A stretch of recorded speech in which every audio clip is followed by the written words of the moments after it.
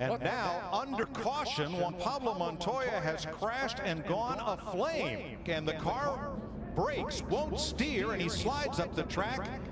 Well, I've seen a lot of things, but I don't think I've ever seen anything quite like this.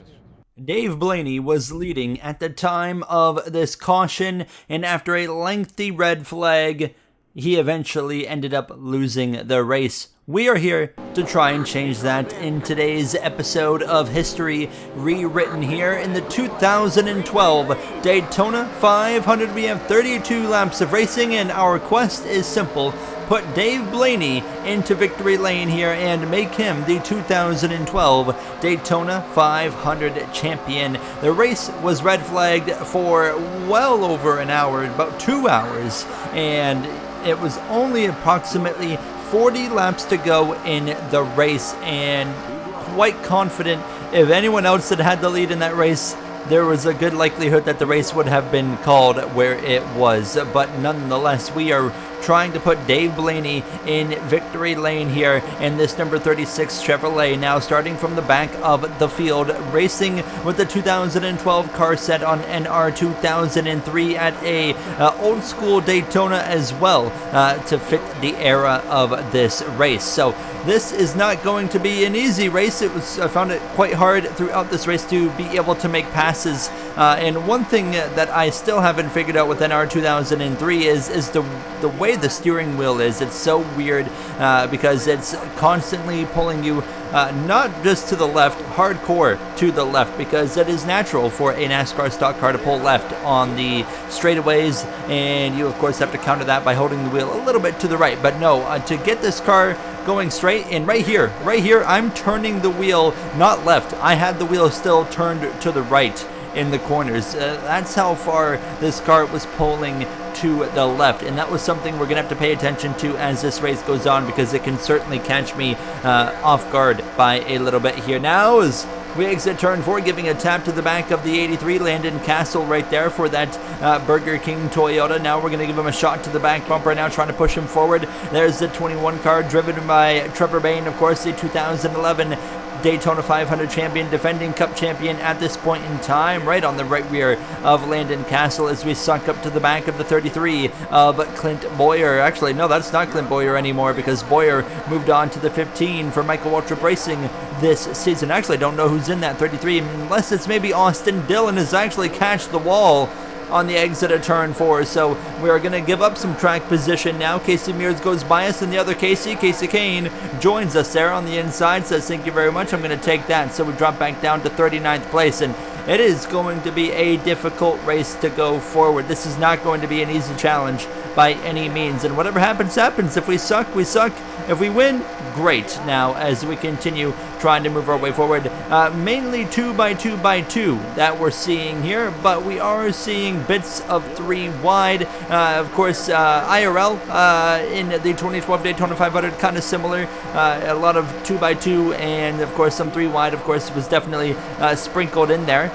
But yeah, this felt relatively similar to the actual race that was, well, now what, almost 15 years ago. Hard to believe as we continue on behind the 51 of Kurt Busch, heading down this back straightaway, and we run about P37 currently with 27 laps to go, as you can see in the top left or bottom right, the lap count there, as well as our position there in the bottom right. So looking for opportunities to move forward, and we get an opportunity right here to slip down to the inside line. You got Kurt Busch, of course, in the 51 on my right. Then on the 22 side of things, so you got AJ Allmendinger in that number 22, at least for now, as he was suspended actually when we came back to Daytona. It was later that season, and then of course it was I believe Sam Hornish Jr. filled in for the remainder of the season, and then Joey Logano got his opportunity to head to Penske Racing and take over that 22 the following season in 2013, continuing to try and work our way forward, but it's not been the most successful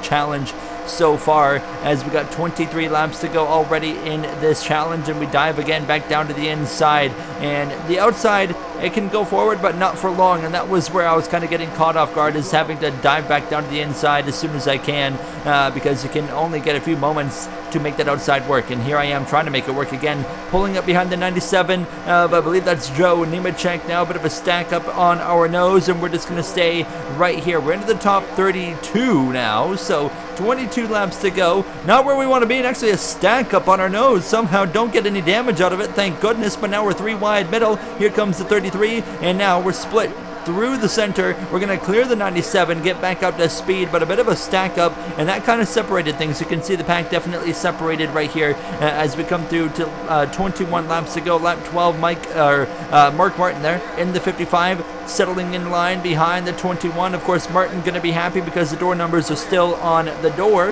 of the cars, so he was having a blast in this race. We continue behind the 33, and we run 32nd again after that whole stack up and having to regroup, and you can see the separation now.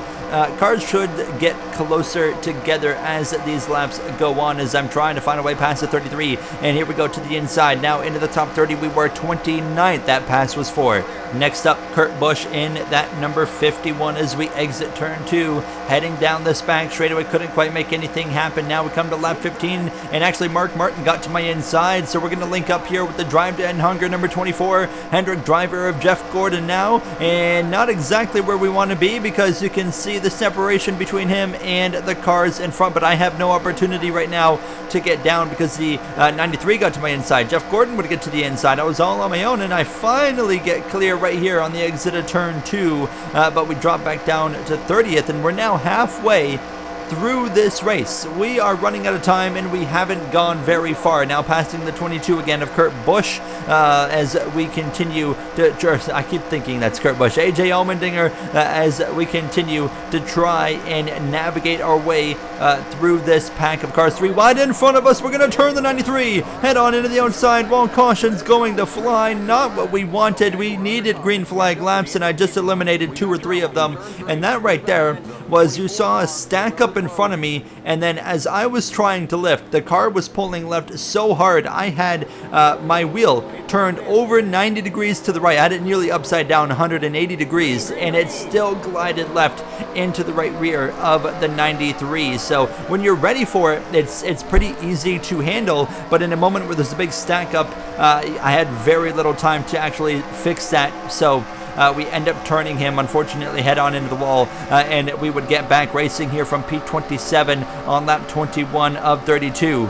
We continue to try and work our way forward. Jeff Gordon going forward behind Jamie McMurray, of course, Daytona 500 champion himself from 2010. I want to be on the inside, and we're finally going to get that opportunity to jump down to the inside, but we're coming to 11 laps to go, and we're only 29th as we did lose a few spots on that restart right there, so just still not a great position if we want to win this race. Well, in 11 laps, approaching 10 laps to go, we need to gain more than 1 position per lap. So I recognize that. I said, okay, we've been very slowly going forward, very slow progression. We've got to speed up. We've got to find something. So it's just about just focusing forward and making what we can happen here, as we're now going to pass that 22 of AJ Allmendinger now to the inside of the 24 of Jeff Gordon through the trial. 10 laps to go here in this 2012 history rewritten Daytona 500.